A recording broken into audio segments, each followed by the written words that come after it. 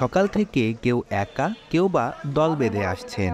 এদের মধ্যে কেউ ষাটোর্ধ্ব, আবার কেউ শতবর্ষী।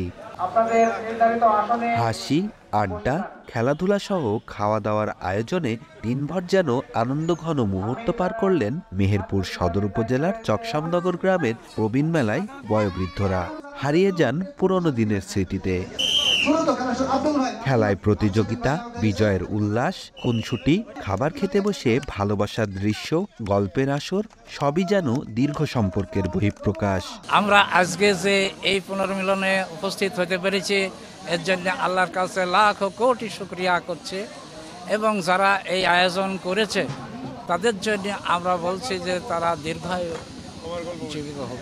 খেলাধুলা করেছে, নামাজ পড়েছে, ফের এসে জোহরের নামাজ পড়িয়ে তারপর ফের মাছ মাংস ভাত খালাম। আমরা যখন মাইপাড়ে থেকে এসে ছোটো যখন স্কুলে লেখাপড়া শিখেছি, তখন খেলা করার যে সুযোগ এসছে, এখন বয়স্ক হওয়ার পর আমরাও ধারণা করে জানিনি যে এই বৃদ্ধ বয়সে এসে খেলাধুলার একটা সুযোগ পাবো। এসব অনুষ্ঠান করলো প্রতি আরও 2 বছর করেছে, আমাকে নিয়ে করেছে। আল্লাহ রেখেছে ভালো, আমি হায়াতে বেঁচে আছি। যতদিন আল্লাহ রাখে, আমাকে রাখে, আল্লাহ মা রেখে।